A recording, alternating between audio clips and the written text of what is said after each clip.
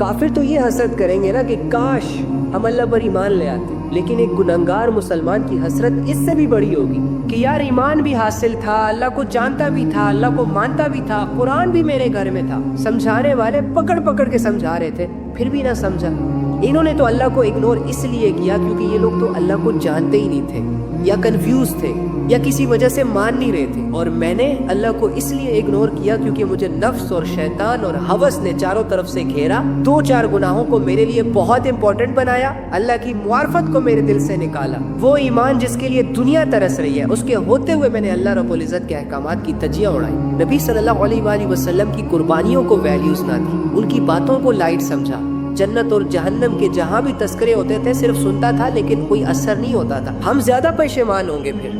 تو یار یہ گناہوں والی زندگی خدا کی قسم ہمارے ساتھ سوٹ نہیں کر رہی، یہ نفرتیں، یہ جھوٹ، یہ غلامیاں، یہ بے حیائیاں ہمارے لیے نہیں ہے بھائی۔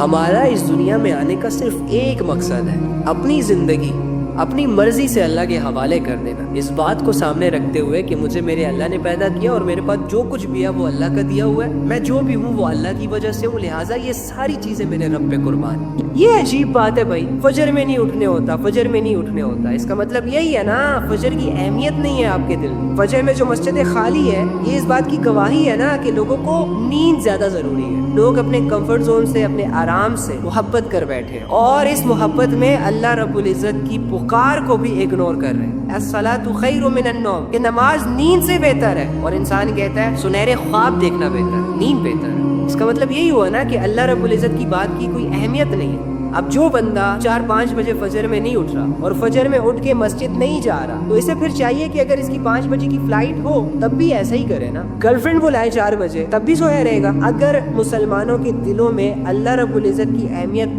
نکل گئی تو مسلمان دعوے تو 1000 کرے گا کہ میں اللہ والا ہوں، لیکن اللہ کی کوئی بات نہیں مانے گا۔ اللہ کی بات ماننے کے لیے ضروری ہے کہ اللہ کی معرفت، اللہ کی بات کی اہمیت آپ کے دل میں ہو، لیکن میرا مسلمان جانو مانو سے فارغ ہوگا تو اللہ پہ فوکس کرے گا نا۔ تو یہ سارے ٹوپی ڈرامے، عبادتوں کے معاملے میں دھوکے بازیاں چل رہی ہیں، 2 نمبریاں چل رہی ہیں، عبادت نہیں ہوتی، فجر کی نماز نہیں پڑھ سکتے، تہجد مشکل ہے، یہ مشکل ہے، وہ مشکل ہے، فلاں مشکل ہے۔ ابے چپ کر، بہانے نہ دے، خود کو دھوکے نہ دے، کوئی مشکل نہیں ہے۔ صاف بول کے تیرا دل نہیں کرتا، صاف بول کے اللہ سے تیرا دل نہیں جڑتا، صاف بول کے تجھے دنیا زیادہ ضروری ہے، اللہ کی بات کی اہمیت نہیں ہے تیرے دل میں۔ وہ دین، وہ قرآن، وہ شریعت، وہ احکامات جو اللہ رب العزت نے انسانوں پر فرض کیے، اور انسان یعنی اللہ کا، میں کیسے سمجھاؤں، جذبات میں میرے الفاظ غائب ہو جاتے ہیں کیونکہ میں دل سے سمجھانا چاہتا ہوں آپ لوگوں کو، لیکن آپ سمجھتے نہیں ہو۔ اب لیٹ سپوز ایک ماں جس کو یہ سینس ہے 12 سال کا بچہ جو ہے نا وہ صرف 10 کلو کا وزن ہی اٹھا سکتا ہے، تو وہ ماں کبھی بھی اس بچے سے یہ ڈیمانڈ نہیں کرے گی کہ تم بیٹا 20 کلو کا وزن اٹھاؤ۔ یعنی ایک ماں کو تو اتنی سینس ہے کہ وہ اپنے بچے کو کوئی ایسا آرڈر نہیں دیتی، اپنے بچے کو کسی بھی ایسے کام کو کرنے کا نہیں کہتی جو وہ بچہ نہیں کر سکتا، کمزور ہے۔ وہ اللہ جو حکمتوں کا مالک ہے، وہ اللہ جو دل کے بھیدوں کو جانتا ہے، انسان کو انسان سے بھی اچھے طریقے سے جانتا ہے، وہ اللہ اگر ایک انسان پر نماز فرض کر رہا ہے، انسان پر سچ بولنا فرض کر رہا ہے، نفس کو قابو کرنا فرض کر رہا ہے، اور انسان بدلے میں یہ کہے کہ مشکل ہے، تو یہ انسان کہنا کیا چاہتا ہے کہ اللہ رب العزت نے ہم پر وہ فرض کیا ہوا ہے جو ہمارے بس میں نہیں۔ اللہ نے یہ تو نہیں کہا کہ ستارے توڑ کر لاؤ، چاند کو بے نور کر دو، سورج کو بے نور کر دو۔ اللہ نے تو سمپل وہ عبادتیں فرض کی ہے جو ہر عام انسان کر سکتا ہے۔ تو یہ خود کو دھوکے دینا بند کریں، یہ ڈرامے بازیوں سے نکلیں۔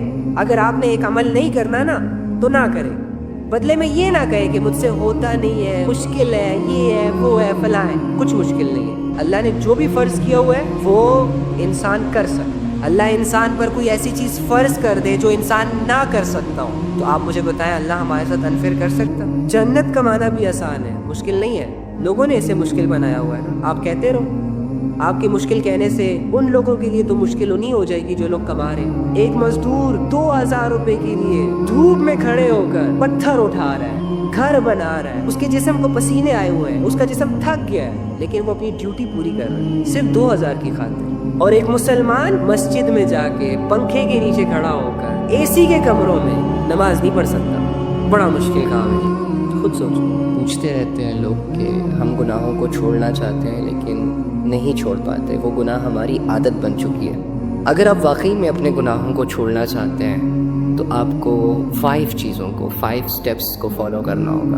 یعنی جو فرسٹ سٹیپ ہے آپ کو گناہوں کو چھوڑنے کے لیے جو فالو کرنا پڑے گا وہ یہ ہے کہ جس گناہ میں آپ انوالو ہیں اور جو گناہ آپ سے ڈیلی بیسس ہوتا رہتا ہے اور آپ اس کو چھوڑنا چاہتے ہیں، اس گناہ کو چھوڑنے میں آپ کی نیت یہ ہونی چاہیے کہ یار یہ جو گناہ مجھ سے ہو رہا ہے اس کو میں نے چھوڑنا ہے.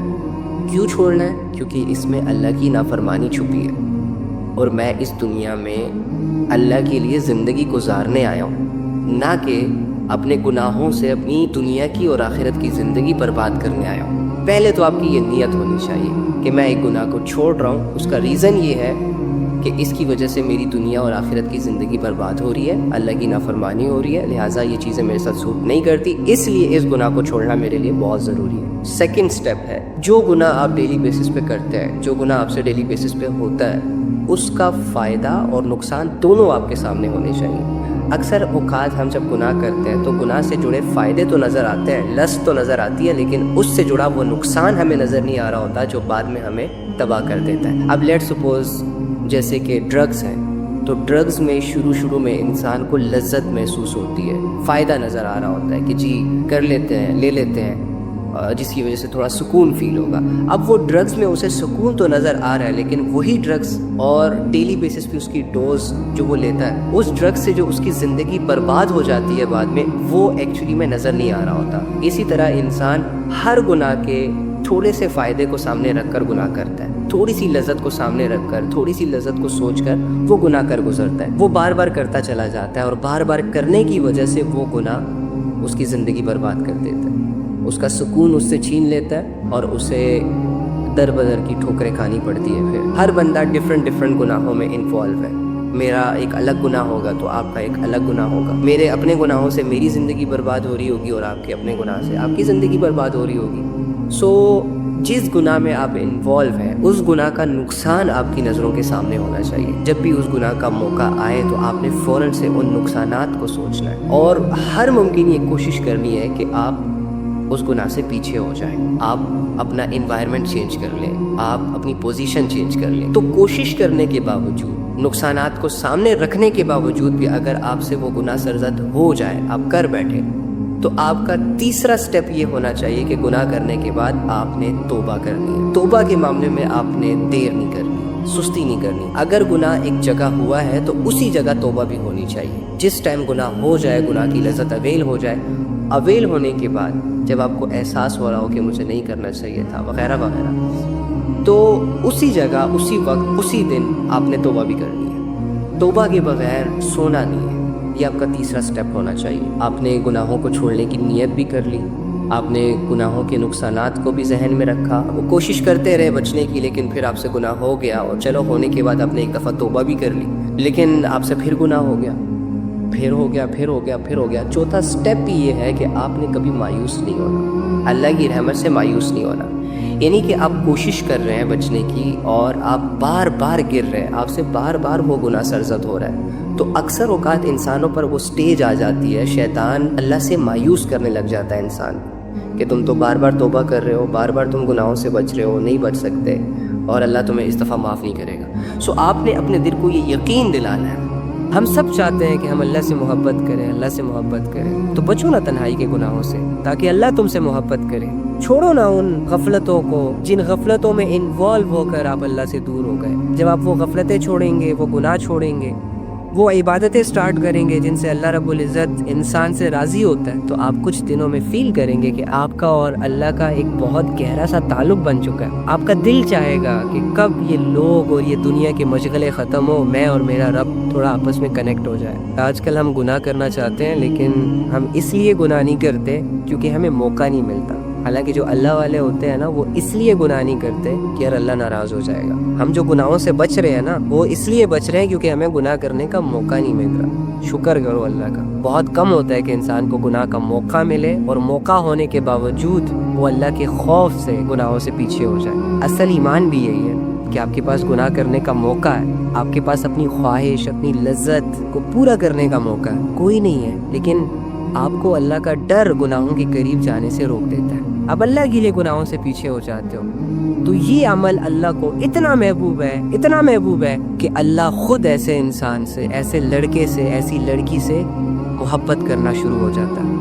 फर्स्ट ऑफ ऑल तो अपने आप को ये समझाना है कि आपका अल्लाह जो भी हो जाए आपसे नाराज़ नहीं है। इस बात का यकीन करना है कि आप जब भी अल्लाह को पुकारेंगे, आपकी पुकार पर अल्लाह रब्बुल इज़्ज़त लब्बैक ज़रूर कहेंगे, बावजूद इसके कि तुम मुशरिक हो, बावजूद इसके कि तुम काफिर हो, बावजूद इसके कि तुम एक गुनहगार मुसलमान हो, बावजूद इसके कि तुमने ज़िना किया, बावजूद इसके कि तुमने चोरियां की, बावजूद इसके कि तुमने लोगों के दिल तोड़े, कुछ भी हो जाए, जब तक तुम जिंदा हो, जब तक अल्लाह रब्बुल इज़्ज़त का रिस्क खा रहे हो, और जब तक ये दिन और रात को तुम अपनी आंखों से बदलते हुए देख रहे हो, तब तक जब भी तुम्हें जिस लम्हे, जिस दिन, साल बाद, 2 साल बाद, 100 साल बाद रियलाइज़ हो जाए और उस रियलाइजेशन में तुम अल्लाह को पुकारो, तो अल्लाह रब्बुल इज़्ज़त ने तुम्हारी पुकार पर डेफिनेटली लब्बैक कहना है। ये नहीं कहना कि नहीं तुम बहुत बड़े गुनहगार हो, नहीं तुम तो मुशरिक हो, नहीं तुमने तो जिना की है, नहीं तुमने तो शराब पी है, नहीं तुमने तो ये कर लिया है, तुमने तो घर उजाड़े हैं, वगैरह वगैरह। और भाई जब आप अल्लाह को पुकारेंगे, जब आपको अल्लाह आंसर करेगा, उसके बाद ही जाके आप अल्लाह से कोई बात कर सकेंगे, कोई कमिटमेंट कर सकेंगे, कोई तौबा कर सकेंगे।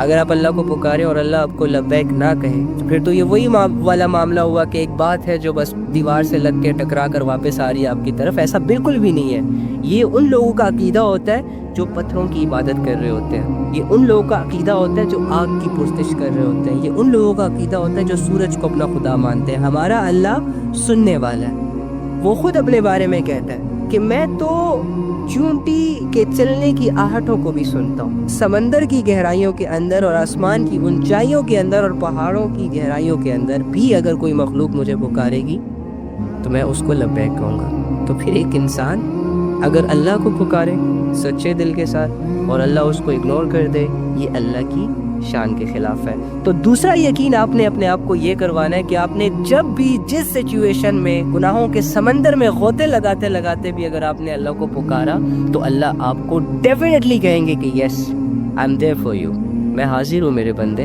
लब्बैक या अब्दी, बोलो। ये यकीन अगर आपको आ गया ना, तो आपके दिल में अल्लाह से जुड़ी हर मायूसी ख़त्म हो जाएगी, आपके दिल में अल्लाह से जुड़ी हर कन्फ्यूजन ख़त्म हो जाएगी, और आपको एक उम्मीद, एक सहारा, एक यकीन मिलेगा कि जब मैं अल्लाह को पुकारूंगा तो मेरी पुकार इग्नोर नहीं होगी। तो ये 2 यकीन, एक ये कि अल्लाह रब्बुल इज़्ज़त कभी भी किसी को छोड़ के नहीं जाते, दूसरा यकीन अल्लाह रब्बुल इज़्ज़त को जब भी कोई पुकारेगा उसकी पुकार को सुना जाएगा। कोशिश करें कि अल्लाह को राज़ी रखो कि दुनिया तुम्हें जितना कमज़ोर करेगी, तुम्हारा रब तुम्हें उतनी ही पावर देगा। दुनिया तुम्हें जब जब गिराएगी, तुम्हारा रब पहले से वहाँ खड़ा होगा तुम्हें उठाने के लिए। दुनिया जब जलील करने की कोशिश करेगी तुम्हें, तुम्हारा रब पहले से तुम्हारे इज्जत के फैसले कर चुका होगा। शर्त ये है कि तुम्हारा और उसका मामला क्लियर हो, तुम्हारा उस पर भरोसा ज़रूर होना चाहिए। जिस तरह रब तुम्हारे साथ है ना, इस तरह तुम्हें भी अपने आप को अपने रब के साथ रखना चाहिए। जिस तरह अल्लाह तुम्हें छोड़ के नहीं जाता ना किसी भी सिचुएशन में, इसी तरह तुमने भी दुनिया की किसी भी हालत में उसे छोड़ के नहीं जाना। ये ना हो कि 2-4 खुशियाँ हाथ आए और तुम अल्लाह के हुक्मों से गाफिल हो जाओ। ये ना हो कि थोड़ी सी दौलत हाथ आए और तुम भूल जाओ कि अल्लाह कौन है। ये ना हो कि थोड़ी सी शोहरत आपको मिले तो आप ये भूल जाएं कि इबादत किसे कहते हैं। फिर दुनिया की